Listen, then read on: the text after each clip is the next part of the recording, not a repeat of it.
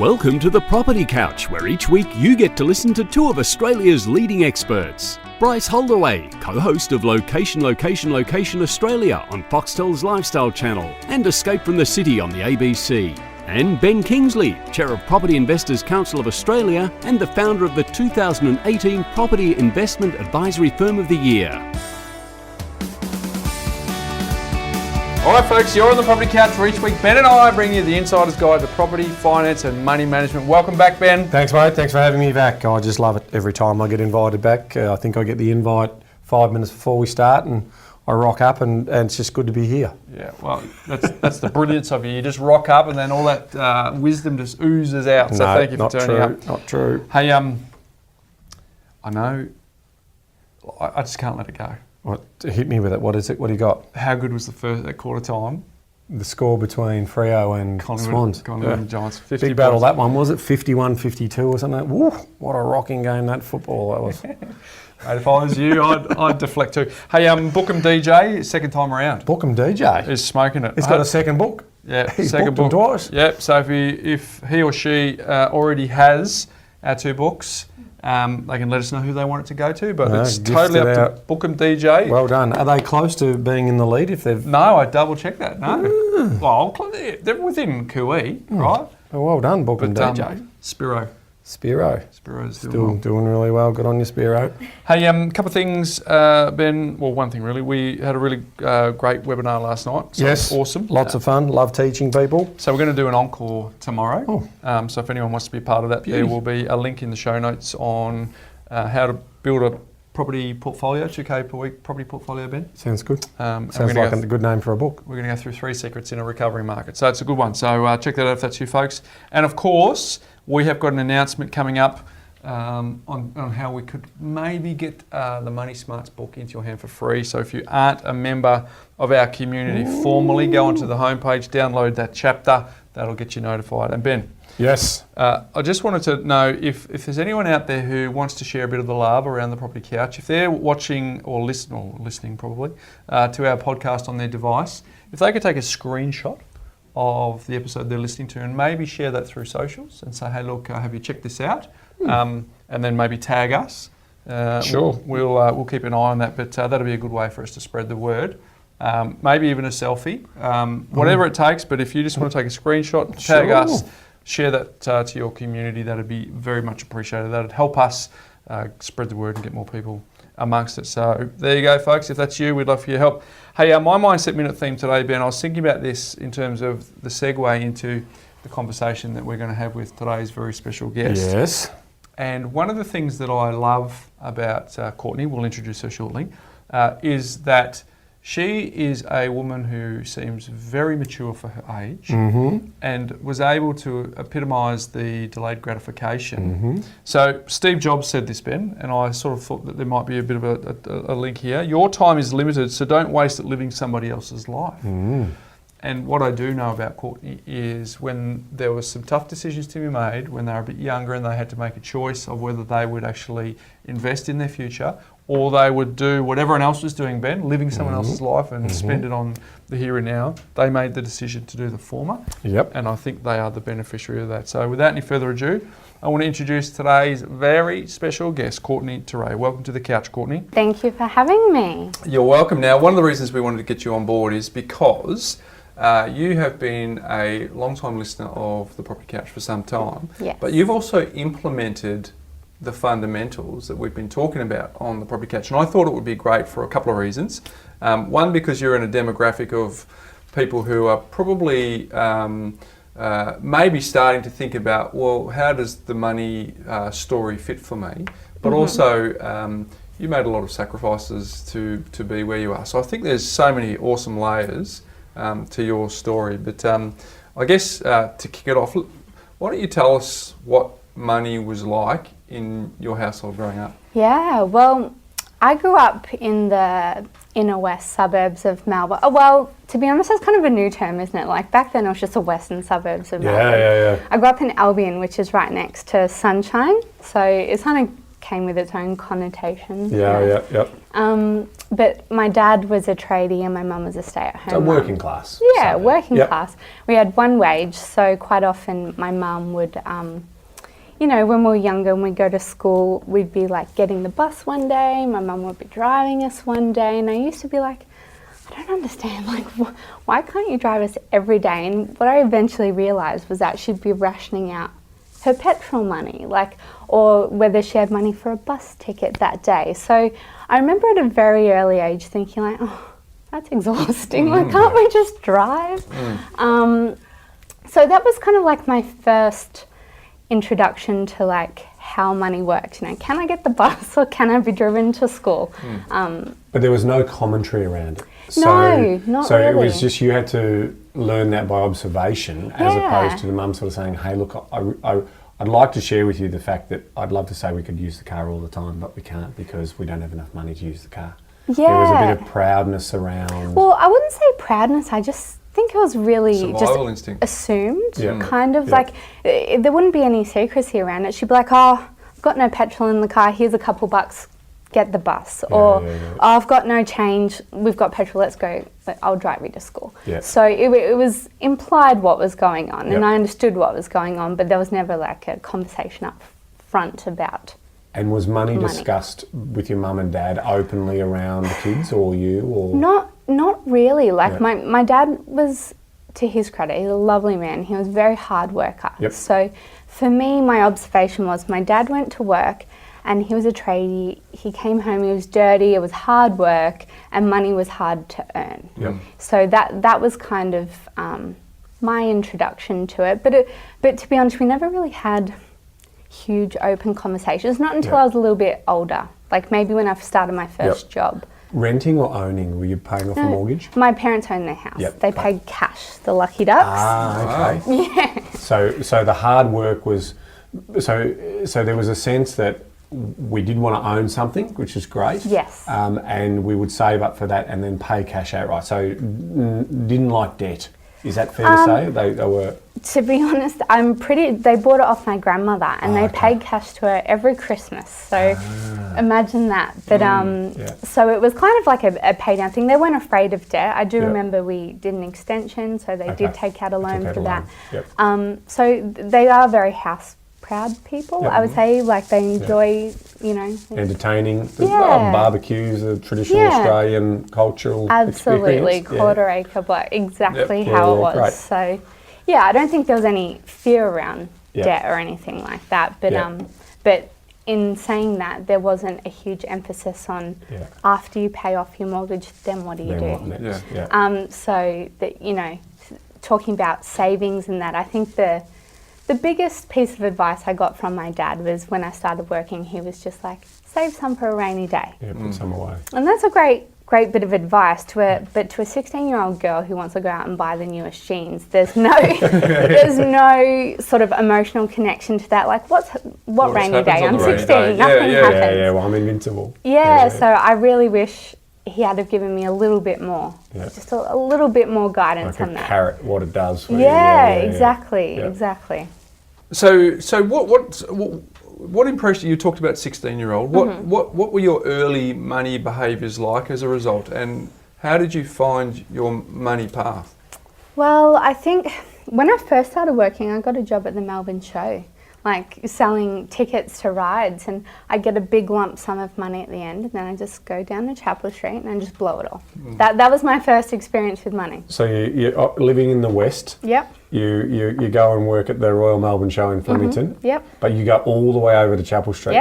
To get the best. So for those people that aren't in Melbourne, Chapel Street is like the Rodeo Drive of Melbourne. Correct. And that's where you want to go and spend your cash. So high end. Yeah, and to be honest, it's completely absurd for a 15 or 16-year-old to be paying, $200 for a pair of jeans. But I went to a school outside of my suburb in Maribyrnong. I went to Footscray City College where some kids were coming from wealthier families. So I was like, why can't I have those jeans? So, and I knew if I wanted those jeans, I had to go and buy them or work for them because my parents couldn't afford to get me those jeans. I got the Target jeans. But that's the peer pressure, right? Yeah, absolutely. But I can relate to that because I grew up in Perth, in an Albion equivalent, which was a suburb called Parmelia near Kwinana, for those people listening in Perth.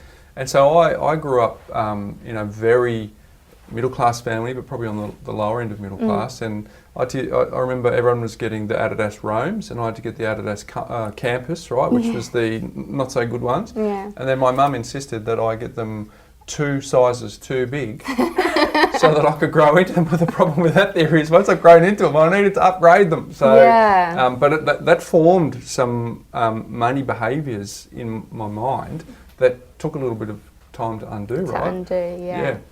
The best, you only wore the best on Sundays, and whereas now I try and make sure that I instill in the kids that you don't have to wait for special occasions. You can enjoy your things early, but obviously you've got to plan for them, and I certainly don't encourage them to go over the top. But that mentality of quarantining and planning for and not enjoying the now was something that I needed to overcome. 100%. And I feel like in a way I was exactly the same. Like when I look back at my teen years, and if you tallied the amount of money I blew on clothes, it's obscene.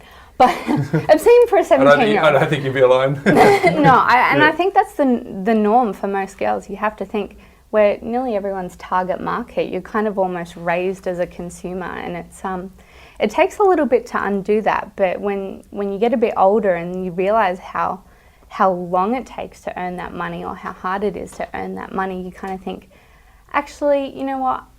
Maybe I'll decide on the things that really do bring me joy and really do enrich my life, and I'll reserve my money for that. And you know what? I'm gonna wear Target tights, but I'm gonna pay for guitar lessons because that really brings me joy, or something like that. And it's rare to have that maturity at that age, though. I mean, and the same sort of thing. I mean, you know, for the guys, it was Friday night drinks and Saturday night drinks, and so if you went into town to go to a nightclub or something like that, the spirits were $3.50. That was a lot of money back in those days, right? In terms of the pots were probably $1.20. Yeah. But, so you could go out and blow $50 or $60 on a night out. And that was it, So, but that was what you did. You didn't really know any better, did you? Yeah. Well, I mean, when I was 17, I was working nearly full time in an ice cream store, so I had more money than all my friends. It was a weird sort of situation, and with that came sort of you're shouting everyone because they can't afford it. You're everyone's best friend. But you realise pretty quickly how that plays out. So. I've known you for some time. What's struck me is, Ben hinted at it then, this maturity that you have on your worldview is, I think, is a decade or two ahead of how old you are. Where did that come from? To be honest, I'm not really sure. I've always felt that way. Even when I was really younger, I was kind of like observing my parents and what dictated where they were in their life, and I'm like, you know what, I'm gonna do something a little bit different. But to be honest, I really don't know where it came from. I can't tell you. I think it just came from within. Like there wasn't really an external factor there, and it's really just watching and observing the people in my life and kind of wanting a different outcome. So I've just kind of altered my behaviour than what everyone else was doing. Ben talked about the pots before, you go out on a big night. You've quoted prior that whilst your friends were all out drinking and having a great time, you were putting that money away so that you could frantically get your foot on the property ladder. Well, when I was about 19, I got my first full-time job, and by the time I was 20, I got given a property book as a gift, I think, for Christmas, and that's kind of what sort of started me thinking, hang on, there's a trick to this. And I started putting away my money, and I started going, you know what, maybe I won't go out tonight, maybe I'll stay in. And slowly but surely I kind of decided that doing all that, going out, buying the jeans, was not worth it, and there were more important things I could be putting my money towards. You know, I was always really good at paying off debt. I bought my car, paid that down immediately. I think I paid cash for it actually. I think I saved up for it. Me and my dad went halves. But so then I thought, you know what, I'm actually really good at paying things down. So if I bought a house, I would be really good at paying that down quickly. That was my first initial thought. You know what I mean? I think so. You know, part of mindset and all the stuff that we're trying to learn from everyone and in our own life. I think, you know, I've been thinking about this a lot lately, and aspiration is an interesting word, right? I've been really thinking about what does it mean around people who have aspiration, right? And when they do have aspiration, is that part of the drive? Because there's two things you've got to learn, right? You've got to learn aspiration, but you've also got to learn delayed gratification in some respects. So, you know, in today's society where we're very highly commercialized and everything's now and there's an on-demand sort of mentality. Kids, delayed gratification is like, what? Do I have to wait a week? Or what? Just till Christmas, as opposed to building up for something over time. So, but I do think that aspiration is somewhere inside us for those people who do grab a book like a property book or grab a money book and make those decisions about not doing it. There's something in there around aspiration. I'm making a sacrifice for something in the future that I see as a better story for me. So the word aspiration for me links into that conversation around I've got to do these things because I'm aspiring to a better journey or whatever that looked like, right? I don't want to be in that position that I was in. And we all grew up in happy, loving families, right? So if that was it, is that it, or is there something else? I think having that curiosity and that aspiration is a driver, and I don't think it should be underestimated. So those people who do have it, keep believing in it, because it will transform your behaviour and it will transform your life, because you'll start making those behavioural changes on the back of that aspirational story. I think that's absolutely true. Like, you asked me before where it came from, and upon reflection, after you saying that, maybe because I had to work hard to have those genes, or I wanted those genes that I couldn't have, that sort of born that level of aspiration. And at the time it might have only been genes, but you know, it's evolved to a better lifestyle, a better life for myself and my, you know, future family, or it is a level of aspiration going on there. And I think the key ingredient is the delayed gratification, because you can't have both.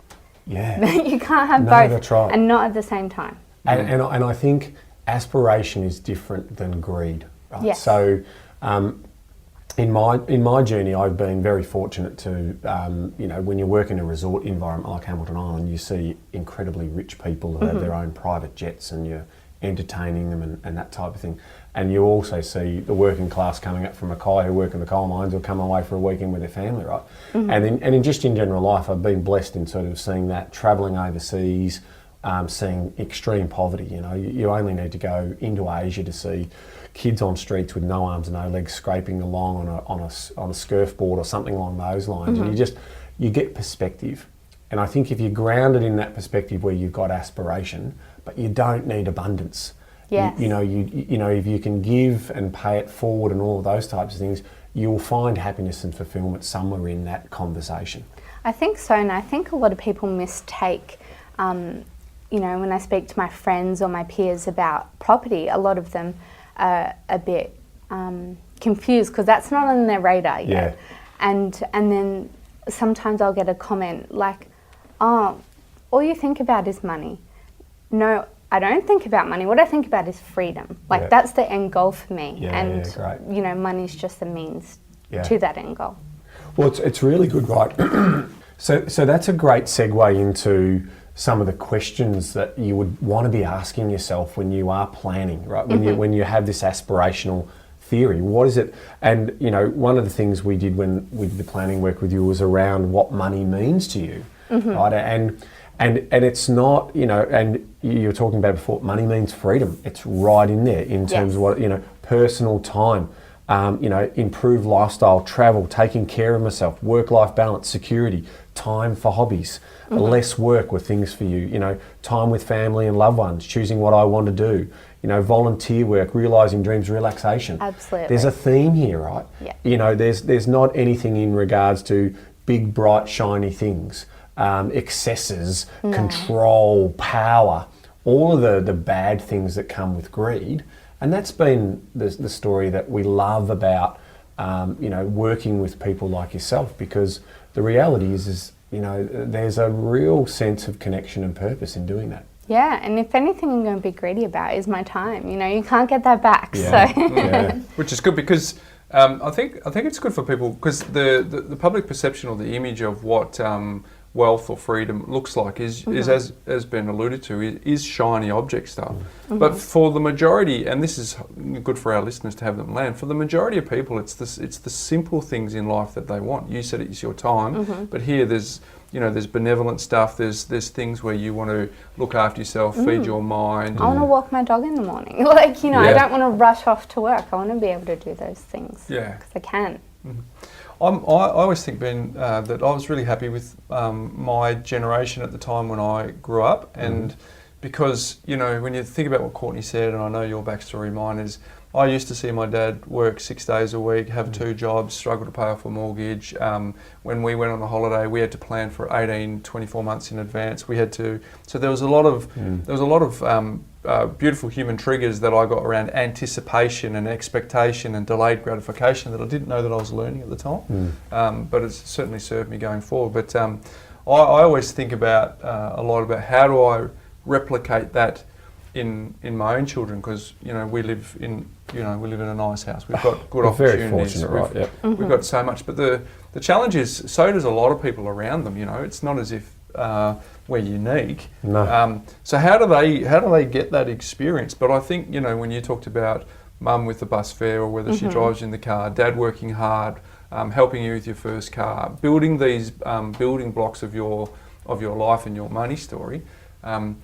I'm speaking for you, but you probably wouldn't want to take them back, right? They've formed Not really, no. I'm really, really grateful that I grew up that way, because my partner, he grew up in a family where, they had a business and it was doing really well, and he couldn't have wanted for anything else. He had every toy, liters and liters of Lego, any toy you could ask for, he had. And, we talk about it now, and it's just, that's informed so many of the choices he made before we met, and he's seen how I do things, and he's like, I wish I had an upbringing big like you, because it helps you, it drives you in a way. Gives you context and you cherish it a bit more, right? It's hard earned, hard fought, hard won. So let's go back to, you get the property book at Christmas. Yeah. How old are you at that age? I'm in your early 20, 20s? I think.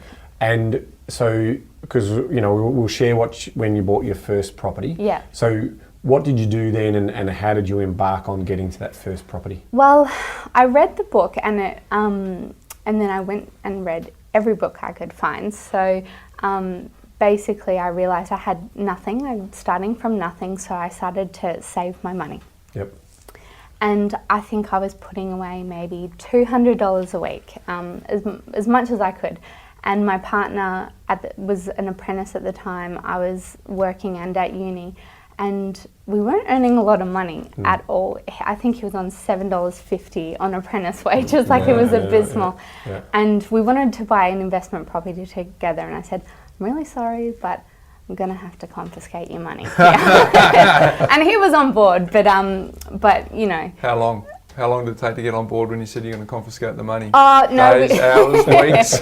No, he was on board for it. And what I mean by confiscate, I just meant move it automatically to another account. So he wasn't left with decisions of a beer or savings.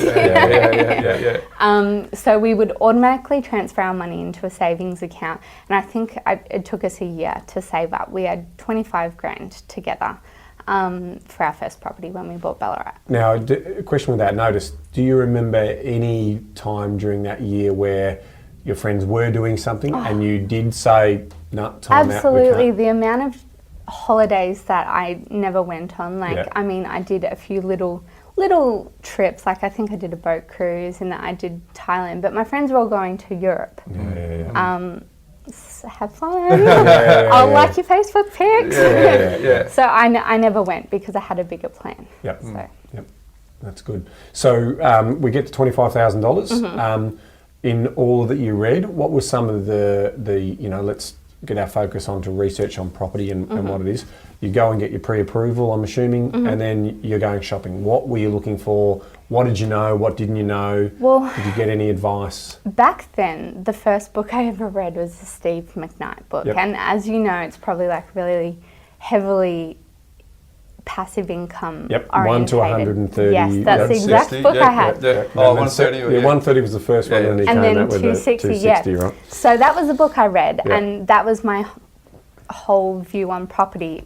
Just as a 20-year-old. Is this ridiculous? Like not, all this money coming in, I could just keep buying more and more. Not necessarily the number, but more so the passive income. Like I was seduced by the idea that you would have money coming in that you didn't necessarily have to go and break your back for. Yep. So I went out and we looked in Ballarat. I think that's where he said he bought his first property. Yeah. But when I looked there, I'm like, actually, okay, cool. I really like this place. It stacks up. The numbers stack up. Yep. And we bought a cash flow neutral property in Ballarat. Yep. So we were, I think, pretty much neutral from the get-go. And that was pretty handy for a uni student and someone as an apprentice. And purchase price on that one? 202,000. 202. Yeah. And that's in June of 2013. I think so. Yeah, that's good. And what do you think that property's worth today? It's valued at 324, I think. There we go. A little bit more, a little bit less. And the yield at the time, you're probably getting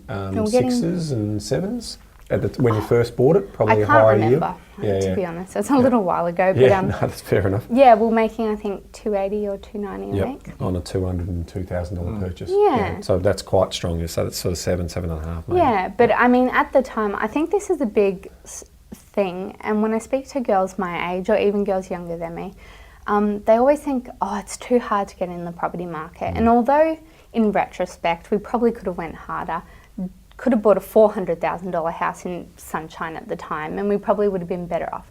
But at the time, it made sense for us. And there's always a way. There's always a way to do it. If you think, property is too hard, just start saving your pennies and find a way. If someone says no, you're talking to the wrong person. Go find someone who'll say yes. And, although it might have not been the strongest growth in the entire world, I wouldn't trade it because it made us save harder for the next one because we couldn't access that equity because there wasn't very much. Isn't it interesting, right? You're doing no advice, no professional advice other than the books and everything you're getting your hands on? We used a mortgage broker, but back they then had a bit of an idea about property. That was not No, just transact alone. I was driving this train. You were driving. So hence the conversation around the 400 in Sunshine versus the 202, and we know what's happened. Obviously, Sunshine's doubled. The Ballarat back probably then, Sunshine was still doesn't enjoy the Footscray and Sunshine back then. No, they were still sort of taboo suburbs. But now I feel I could see back then because I lived there. Yeah, you I could see the gentrification, but I was a little bit afraid because I was at uni. He was an apprentice. I'm like, that's a lot of money. It's a massive point, and I want to highlight it. That's what I was digging for. Is that you would never change what you've done because it's proven to you that you can do it. Yes. At the time, there was still a bit of fear in the conversation. I get it. I mean, I've been there, done that, right? I bought the house across the road from Mum and Dad. Didn't want to go over the budget, probably could have gone better as well. So that is that confidence that you get in terms of putting your first property, Bryce, same sort of thing. My first property was the worst one I've ever bought, but it's the one I'm most grateful for because I tipped over the line and actually put my foot in I stepped into the arena. Yeah. So now I put the professional advisor's hat on and say, and it's no disrespect for you, but it's almost arguing that point with the cash flow management, with the better insight and leveraging the knowledge of others in a professional, that's the value they should bring to the table, right? So then the conversation might have gone, no, we'll go Sunshine, right, as opposed to going to Ballarat. And I think that's an important lesson for people to know. If you want to do this on your own, which is completely fine. But Most people do. Yeah, most people do, and they're going to have okay results. Some are going to have disastrous results if they buy rubbish, but ultimately, most people who buy any property is going to be okay over the longer term. It's the question of the opportunity cost of getting better and better and better at that. So that led you on that pathway, which I think was a really important step for you. Yeah, but as a result, I mean, it took us 4 years to get to the next one. Yeah. So, and at that point, Melbourne property market was really taking off. That's a great point.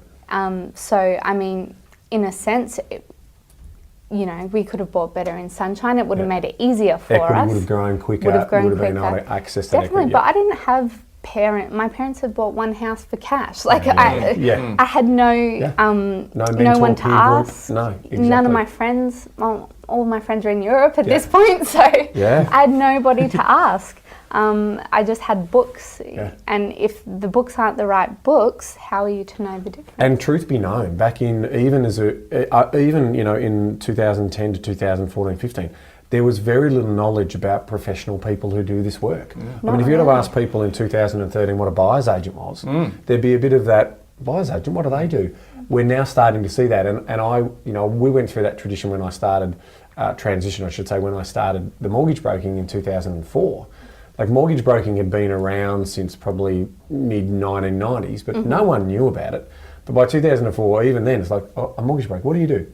You know, and then now everyone knows what a mortgage broker does. So we are starting to see a profession of people who you can potentially go and speak to as well. Interesting, the transition that in 2000 up until 2005, 98 to 2005, I was a spruiker. I was in project marketing. I was an enthusiastic amateur at the time, so I was doing the very best I thought was available at the time. But once I learnt the difference, I quickly swapped and went to the established side. But the paradigm shift for me was I was helping people, and because of the nature, I went into it not as a money-making exercise. I just really wanted to immerse myself in property, and I just wanted to help people, right? So I threw all the enthusiasm and all my values and all my ethics into the brand new side, and I thought I was doing the right thing by everyone. And then when I switched to the established side, I had this mental gymnastics that I had to play, where I was going, okay, well, I'm actually now doing what I did previously, but I've got to charge you a fee. And it was because I wasn't getting paid by the developer, I was getting paid by the purchaser. It took some adjustment for me until I then realised that the value that you get from using a buyer's agent is in buying the right asset, making sure you don't pay too much, making sure you don't procrastinate, all those sorts of things. But there was a switch even back then for me, which now, there's so much information about buyer's agents. People, even the shows that I've been involved in, really educate as to the role that a buyer's agent does. But back then, no. Yeah, I think so. And I mean, in hindsight, if you had have known what that was, maybe you would have sorted out and you would have had a better result. But it's true, like back then there wasn't a huge amount of information about that. But thankfully, thanks to the internet, all the information's at your fingertips now. It's getting better. It's beneficial for everyone else to come. So you've got number one under the belt. Yes. When did you decide? With some renovation involved in it. I was going to ask you about what that process looked like for you guys. That was the world's cheapest renovation. I think we did a bathroom and we painted the inside, the outside, new carpet and lino for under $5,000. Watch someone do that. Wow, try that now. No, we had some help from good old tradie dad. And we plus Aaron's handy. Aaron's electrician. And I've seen some video footage with you with paint all over your fingers. I'm a professional painter now. But it was good. It increased the rent a little bit and, opened it up to looking a bit fresher. I mean, we didn't do anything crazy. We just redid a bathroom and a bit of paint. But the point, you were getting the 280 after that reno, or was that before? No, it was, I think they quoted us, or gave us an estimate of 200 to begin with. Per week. And then you got it to 280 because you freshened it up, and so that was the best $5,000 or $6,000 you ever spent, right? Yeah, I mean, to be honest, we haven't really spent too much. We've got some lovely long-term tenants in there and we haven't heard a peep from them. They're really happy. Perfect. They've done a nice intricate veggie garden out the back. So then we're off to, okay, well, one won't do the job, to be able to walk the dog every morning. You're not going to have enough. So what was the next education process that you went through? Well, I think in that time period, I continued reading. I think I'd read every book ever. And then the Armchair Guide to Property Investing popped up in QED books. So Okay. I bought that, and then I realised there was another component to it, was the growth. I was watching what Melbourne was doing, and I'm just sitting there going, why hasn't my property gone that high? And then I realised, okay, well, if we're going to do this again, we want something with a bit better growth. But I also don't want to repeat the same mistake of, not maximising our situation. So before, I wasn't sure if I could take on such a high mortgage. Now I wanted to know. So I think that's where I sort of started realising, if I'm going to do this and I'm going to do it really well, I'll go see a professional or Get someone some who advice. does it for a living that knows more than I do. Yep. Because I don't ever go in and assume I know everything. Yep. I Leverage mean, from I their don't. knowledge, right? That's So you decided, instead of taking the next rung on the property ladder, you decided that you actually wanted to build a plan and see what the bigger picture looked like for you? I mean, at the beginning, I probably wasn't thinking about building out a plan. I was just thinking about the very next property. And then I started working in an industry in social media where I had no time. I had no time to do anything, and I just felt like it was the length it was taking us to get our next property was just stretching out. And I think one of the big factors was accountability. I wanted someone to hurry this process up, because Aaron had, bless his heart, he's a wonderful businessman, wonderful electrician, but he had no idea about the property. That was my realm. But I was too busy to even do anything, So I needed a bit of accountability. I needed a bit of guidance above and beyond what knowledge I had. So that's sort of when I sought out a professional. So you went through the process. What did you learn through the process? What was some aha moments for you, or in your words, what was it? I think what was really exciting for me to see was, if I spoke to someone and we built out a plan, they're not only looking at the very next step, they're looking 2 or 3 steps ahead. So I knew how hard it was to go from 1 to 2. It took us 4 years. So I didn't want it to be as hard the second time around, and I didn't want to make a decision that would potentially impair the third one. So that's why when they laid out all the properties, how much we'd need, what yield, what growth, that was just like magic for me, because this person's already done the calculations for us. We don't. Visibility. And the visibility of it all. And I knew exactly what I could spend without impairing my next choice or our next move. And what did it do from a confidence point of view? Did you, what conclusion were you able to draw from that it's possible for you? Like, did you always believe it was possible? I always believed it was possible. Yeah. But I also sometimes would second guess myself, like, am I doing the right thing? Am I making the right choice? Because I'm not only making the decision for me, I'm affecting Aaron's future as well. So I kind of wanted someone to validate what I was doing. Yeah. I think that validation was a big thing. And did that help in terms of getting Aaron on board as well? Considering in a lot of cases, not both parties aren't perfectly aligned. Yeah. Yeah. I think he had reservations of paying someone. Yep. So he was very much of the mindset, oh, mortgage broker does it for free. Yeah. And, I'd listened to your podcast, I'd read your book, and I know that they might do it for free, but they're not an expert in that area. And if we pay someone to help us, they're going to have our interests at heart. And they're going to care a little bit more than someone who's just doing a transactional sort of... There's accountability there, isn't there? Yeah. Like, both ways. Yeah. You're going to have this money, we're going to hold you to that end of the bargain. We're saying if you do that, well, our accountability is on our assumptions and forecasts in terms of, the expertise and the skill on that side. Yeah. So both of you are in this together. And I think a big thing that got Aaron on board was seeing that it would all be down on paper and actually have something to aim for. So before we were just saving, right? We never had a target to hit or a bullseye.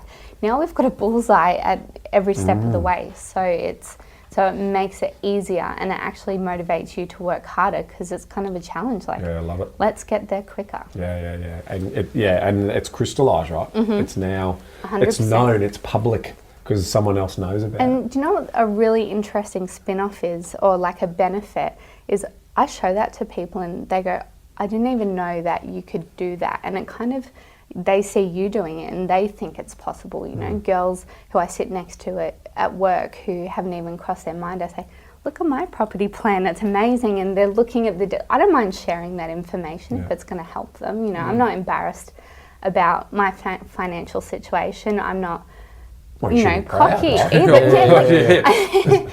I am proud, but the main thing is to, you know, when your best friend says, how are you doing that? I can say, this is it, have a look. And it kind of shows them that it is possible. So you then have a plan that lays out a blueprint. There's the roadmap, and it's almost like a timeline where you can see milestones along the way, which includes not only property decisions, but, you know, planning for a wedding and when you want to go on a big holiday and lots of those big rocks in the jar. You then are faced with a choice of, I'm seeing the plan. You got three choices really at that point, as I see it. One is to say, geez, that was a good experience, put it in the bottom drawer and never refer to it. Two, go and execute it yourself. Or three, ask for help on the execution. And I obviously know that you used a buyer's agent, but what did it take? And tell us through the thought process of, because you had done it yourself and you had sort of backed yourself and you had some doubts. So in terms of engaging a buyer's agent to do it, was that an easy process? Was that a long process? Was it somewhere in between? I mean, because I was the one driving it, I was pretty sold on the idea because I knew I didn't have time. I was working 60 hours a week. I was commuting 2 hours a day. I just did not have time to research it, and I wanted to give myself the best possible chance, you know what I mean? Aaron wasn't as sold, so I said, okay, let's just go have a meeting, see what they have to say. And when he got in there, I think he really saw the benefit of their expertise and even just their connections within the industry, or just being, you know, having years and years of experience at bidding at an auction. Like, we've never done that before. I mean, we never ended up buying at an auction, but it could have went that way. So one of the questions that you know you often ask people is you know, rank yourself between 1 to 10 in terms of how good you are at buying property. And so the first thing, well, I've only bought one or maybe two in my life, so you know, and that's compared to someone who's bought 100. 100%. It's difficult to think that you're going to have that knowledge or retain everything you read and call it up in a live, you know, negotiation straight up. You're just not going to be able to do that, you know. And I think one thing that put Aaron over the line was that he had control. So she said, I'll bring you X amount of properties, or we'll show you this property, and if you don't like it, toss it in the bin. You know what I mean? Like, he had that control to say no. Yeah, it's your money at the end of the day, right? Yeah. So ultimately, you are the final decision maker. It's your business that you're embarking on. A good buyer's agent, if they're doing their job well, should be able to take you on a journey where the invisible becomes visible. So, hey, I saw this property and it didn't work for you because.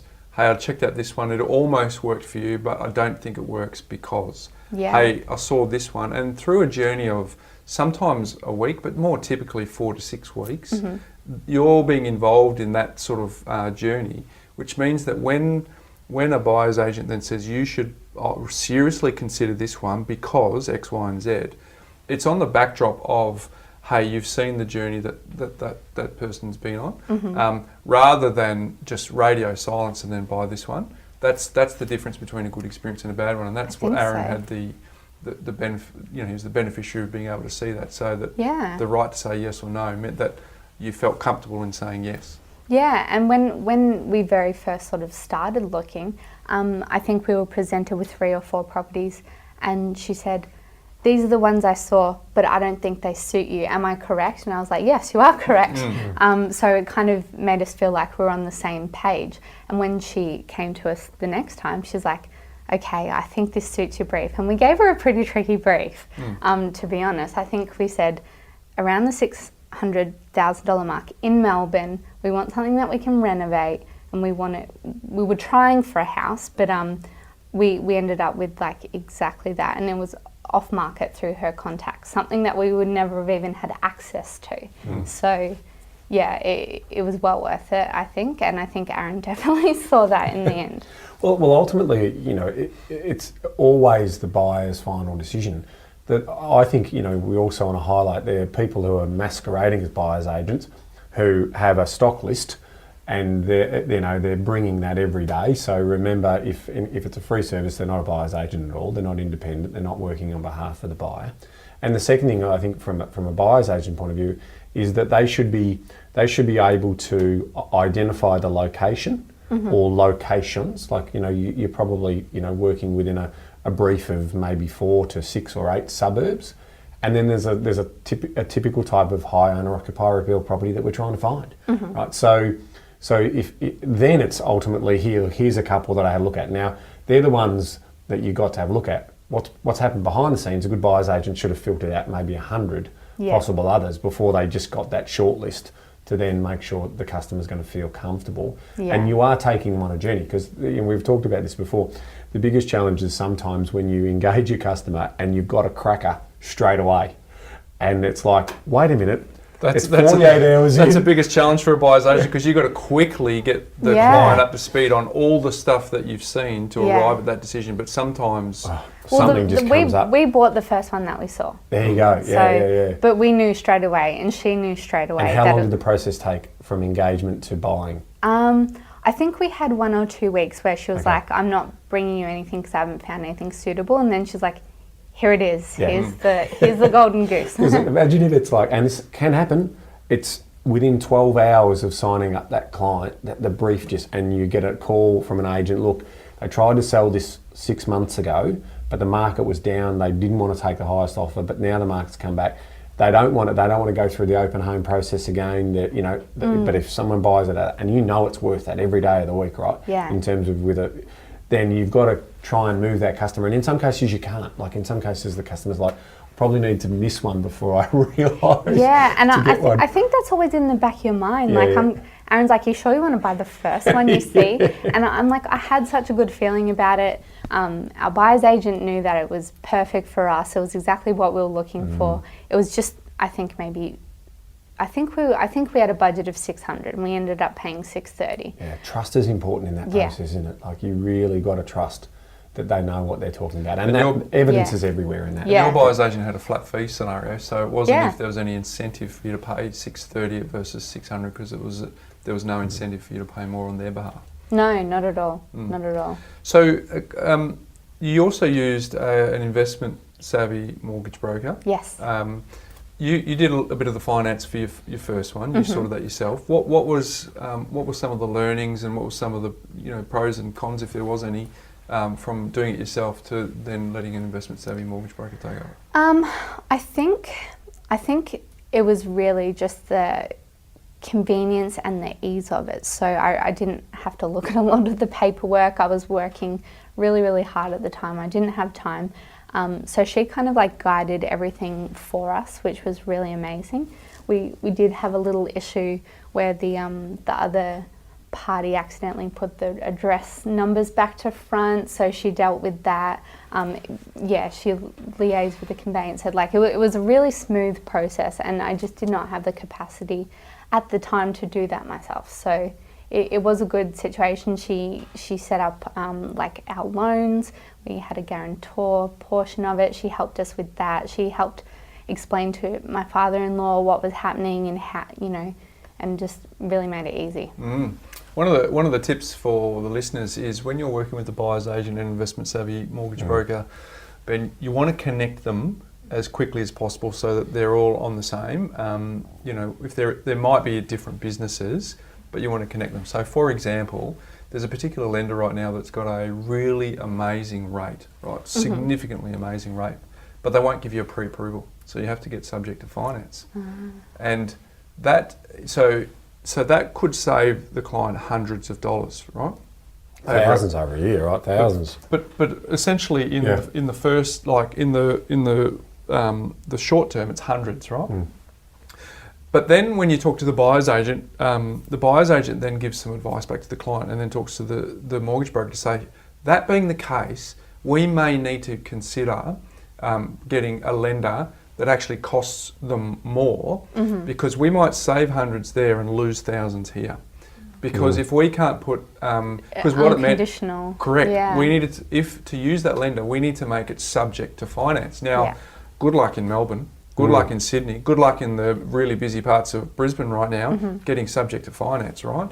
So we then have to massage and work. So as the buyer's agent, we push back onto the mortgage broker and say, that is true. You're doing the right thing by your client by trying to save them hundreds of dollars, but over here we're trying to save them thousands, or not only save them thousands, make them thousands, because if we have to put a subject to finance clause in, we won't get the quality of asset that we really want. Exactly. And that's what happened to us. So when we found the house and it was $30,000 over our budget, they checked with the planner to say, what's Cash this flow going to wise, affect in the future? Green light, cool. And then the mortgage broker, she checked with the bank, can they get another $30,000? Yep, cool, green light, go. So, there was no guesswork. They were all sort of talking with each other, which was great. What does your life look like now that you have all this certainty around putting one foot in front of the other? You actually know what the path looks like now. What does that feel like for you and Aaron? It's great. I mean, like I said before, I watched all my friends go to Europe because I made those sacrifices, but because I can see where I have to be at what point in time, what my savings have to look like, or what actions we need to take, or when I can take a holiday has been a great thing, because I was always too afraid to go on a holiday and relax, because I thought I had to do everything as quickly as possible, as hard as possible. But now, we just got back from a trip to Bali. That's our first trip we've had in 9 years. So, Wow. So Delayed gratification. Delayed gratification. Susan Alberti talked about her first new car was in her 50s. Yeah, 54. Yeah, so, I'm still driving my 10-year-old Kia that I bought when I was 18. There we go. But I would rather have the security, the financial security in the future than a flashy new Tesla. That's nice. brilliant. Hey, so you don't have to say your age, but you were born in the 90s. That's okay, I'm 28. 28, right. So just being careful there. What would you say to other 28-year-olds, people who might be listening to this and going, wow, I'm actually currently spending all my money on lifestyle, but I really resonate with what Courtney's saying. How would you help them transition from investing in their future rather than their current lifestyle? Yeah, you know what, guys, I think I bought my first one when I was 22. It is so doable. It's easier than what you think. It really, really is. It might seem like this really insurmountable task to buy a property, especially if you live in Melbourne or Sydney. But if you break it down, and what I like to do is make my problems smaller or make my goals really small. So instead of thinking, you've got to save $50,000 for a deposit, I focus on $1,000 blocks at a time, and I go as hard as I can at that $1,000, and then I tick it off and it's done. And if you break it down, any goal that you have relating to property, relating to your savings, budget, everything's achievable. That if someone says no to you, go find another way and just decide what you want in life. I mean, you can't really do much when you don't know what you want. So I'd really like to speak to the girls out there who are, maybe finishing year 12 or just, don't know what they want to do. Because that was me. I had no idea what I wanted to do.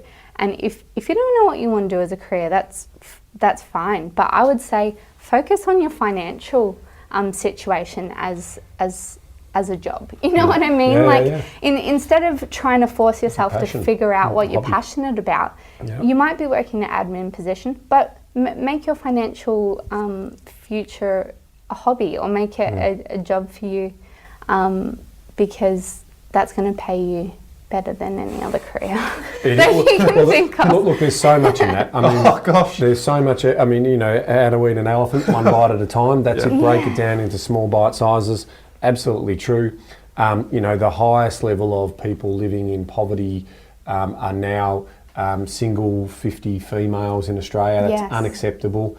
So if you are earning an average salary, you can still still have aspiration. You can still make a difference to your own situation, and you can make life choices. And it might be against the grain, right?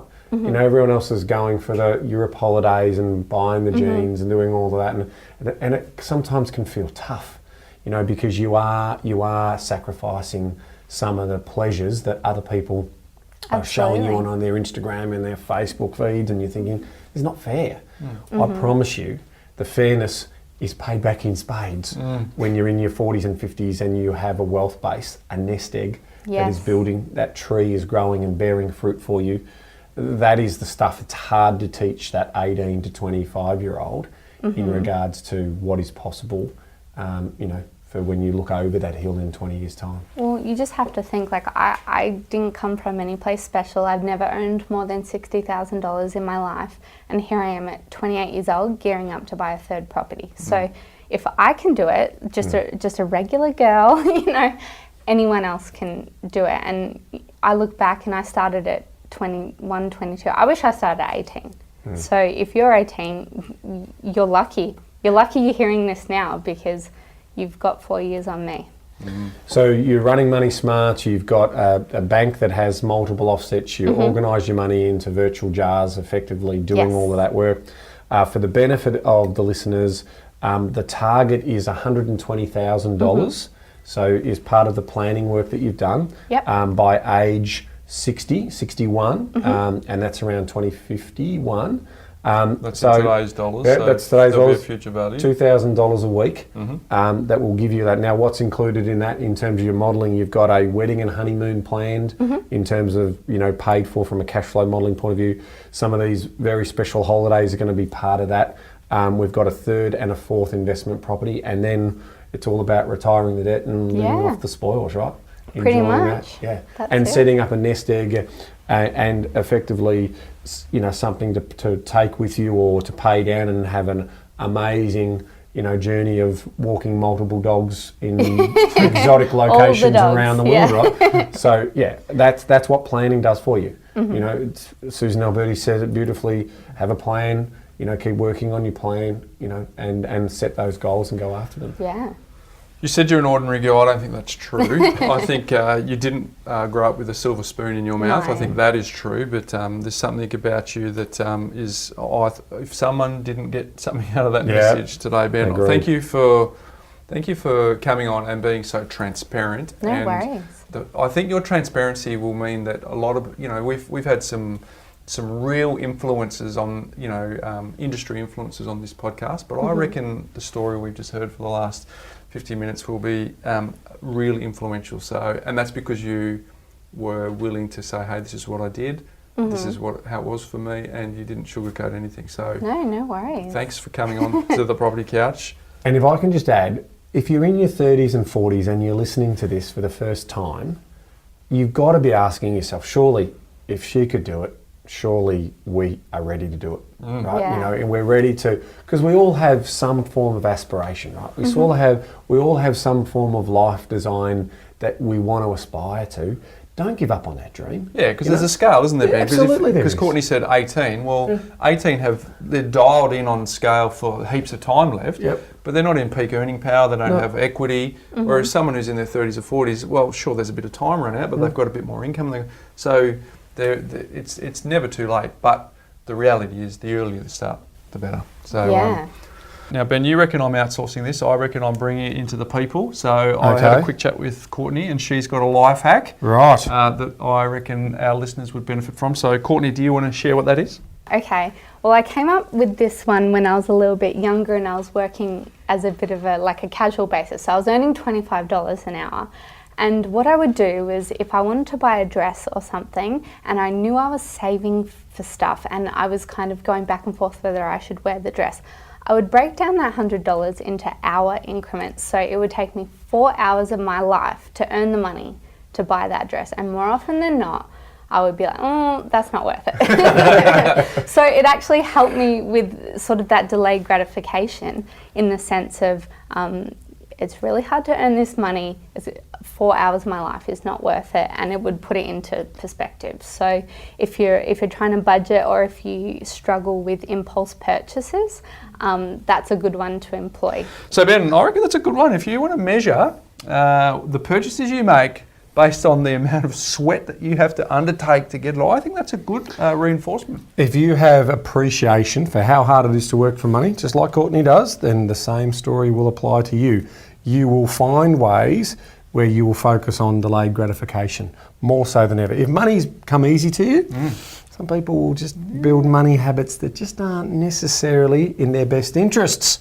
So well done again, Courtney. Hey Benjamin, did you know? Did you know? So Bryce, we've been very, very busy in the space of apartments. We have. Over the last month, we've been sort of, this whole story. Well, our good friends at the Department of Justice, and shout out to Anna Smith, thank you for sending this over to me earlier in the week, have announced a change to the Sale of Land Amendment Act 2019. Amends the Sale of Land Act 1962, the act that requires developers to obtain the purchaser's consent or permission from the Supreme Court of Victoria before exercising a sunset clause. Oh, hello. We've talked about this before, haven't we?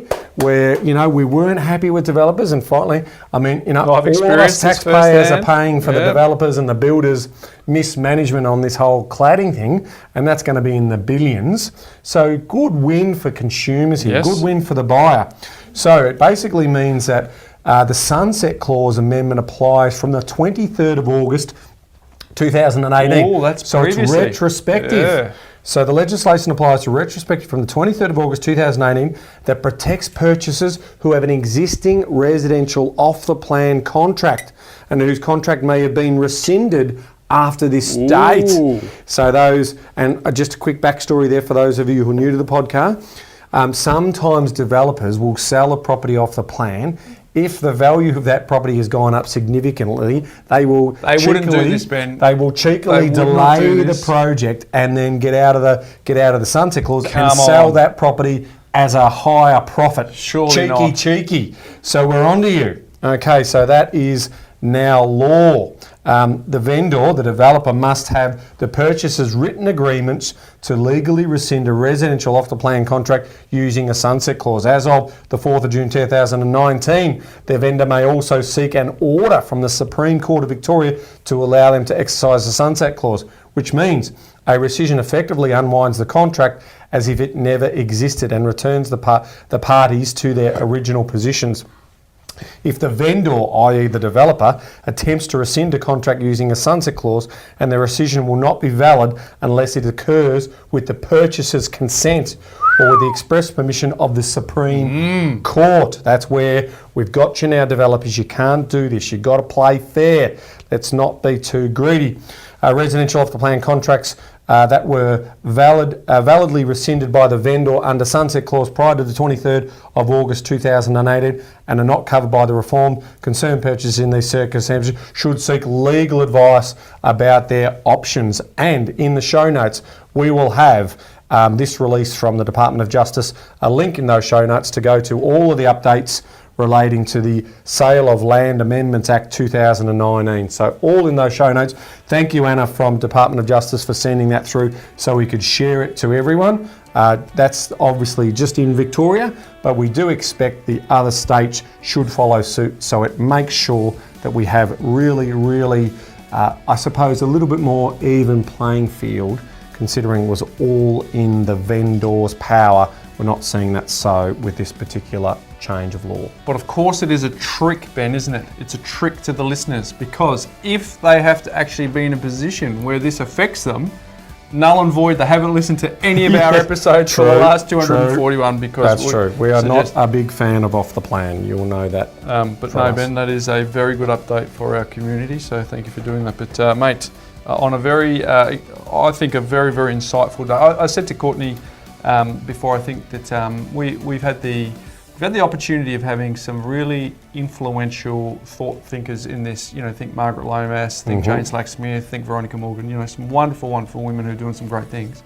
But I think that Courtney will be surprised at how influential her talk will be, because people can really relate to her. So well done, Courtney. Thanks again for coming on. And mate, until next week. Knowledge is empowering, Bryce, but only if you act on it. Very well said. See you next week, folks. Hey there folks, Bryce Holdaway here. Before you go, if you're new to our community and only listened to maybe a handful of episodes, I thoroughly recommend that you go all the way back to episode number 1, where we unpack all of the foundations when it comes to property investing. Now for those of you that might be a little bit time poor, I've got good news for you. we have a binge guide that you can download straight away, which summarises the first 20 episodes where Ben and I unpack the foundational pillars of the A, B, C, D, and so much more. And you can get that straight away. If you go to thepropertycouch.com.au/TPC20, you can download it and consume it whenever you want. It's completely free and available now. And for those of you, just a quick reminder that nothing we've spoken about today constitutes financial advice. We recommend that you reach out to your licensed professional advisor so that you can look at your unique circumstances before acting on any information. Now don't forget, go to thepropertycouch.com.au/TPC20 and get your binge guide today.